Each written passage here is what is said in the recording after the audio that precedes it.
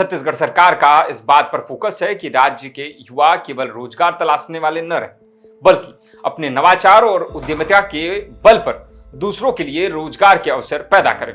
बता दें कि छत्तीसगढ़ में अब स्टील, सीमेंट और खनिज आधारित उद्योगों के साथ साथ semiconductor, electronics, artificial intelligence, data centre, pharmaceuticals, textile, logistics, green energy और फूड प्रोसेसिंग जैसे भविष्य के क्षेत्रों में निवेश के लिए नई संभावनाएं तैयार की जा रही हैं।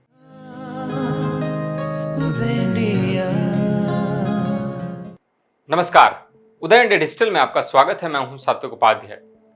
छत्तीसगढ़ तेजी से विकास की राह पर अग्रसर है। जी हां, मुख्यमंत्री विष्णुदेव साय ने हाल ही में नई दिल्ली में आयोजित 2 दिवसीय वर्ल्ड लीडर्स फोरम में वैश्विक आर्थिक जगत की प्रमुख हस्तियों के समक्ष छत्तीसगढ़ की तेजी से बदलती आर्थिक तस्वीर, निवेश की व्यापक संभावनाओं और भविष्य के विकास का रोडमैप प्रस्तुत किया, जो इस बात को प्रमाणित करता है कि छत्तीसगढ़ अब अपनी पारंपरिक औद्योगिक और खनिज आधारित पहचान से आगे बढ़कर युवा शक्ति, नवाचार, artificial intelligence, startup, green energy और आधुनिक विनिर्माण पर आधारित नई अर्थव्यवस्था की ओर तेजी से कदम बढ़ा रहा है। बता दें कि सीएम साय के नेतृत्व में राज्य उन सभी विषयों पर ध्यान केंद्रित कर रहा है जो पूर्व की सरकारों के द्वारा राज्य में नहीं किया गया था। राज्य सरकार का लक्ष्य केवल बड़े निवेश आकर्षित करना नहीं है, बल्कि निवेश को रोजगार, उद्यमिता, बेहतर आय और युवाओं के उज्जवल भविष्य से जोड़ना है। छत्तीसगढ़ सरकार का इस बात पर फोकस है कि राज्य के युवा केवल रोजगार तलाशने वाले न रहे, बल्कि अपने नवाचार और उद्यमिता के बल पर दूसरों के लिए रोजगार के अवसर पैदा करें। इसी सोच के साथ राज्य की नीतियों और योजनाओं को नया स्वरूप दिया जा रहा है। छत्तीसगढ़ के मुख्यमंत्री विष्णुदेव साय ने एक समारोह के दौरान कहा कि छत्तीसगढ़ युवाओं को जॉब सीकर नहीं बल्कि जॉब क्रिएटर बनाने की दिशा में आगे बढ़ रहा है। उन्होंने निवेशकों को छत्तीसगढ़ में निवेश करने के लिए भी आमंत्रित किया।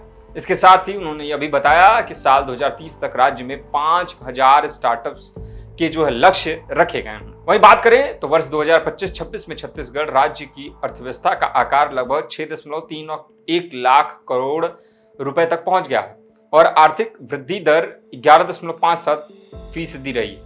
प्रदेश की प्रति व्यक्ति आय भी बढ़कर 1,79,244 रुपए हो गई है, जो एक बड़ा कीर्तिमान है राज्य के लिए। साथ ही राज्य की आर्थिक व्यवस्था का लाभ समाज के प्रत्येक वर्ग तथा तक पहुंचाने के लिए राज्य सरकार द्वारा विकास और जन कल्याण को समान प्राथमिकता दी गई है और आगे उसे मजबूती देने की तैयारी भी है। बता दें कि सड़क, रेल, ऊर्जा, डिजिटल कनेक्टिविटी और औद्योगिक अधोसंरचना को मजबूत कर छत्तीसगढ़ को देश के प्रमुख निवेश गंतव्यों में स्थापित करने की दिशा में योजनाबद्ध तरीके से काम लगातार किया जा रहा है राज्य सरकार के द्वारा।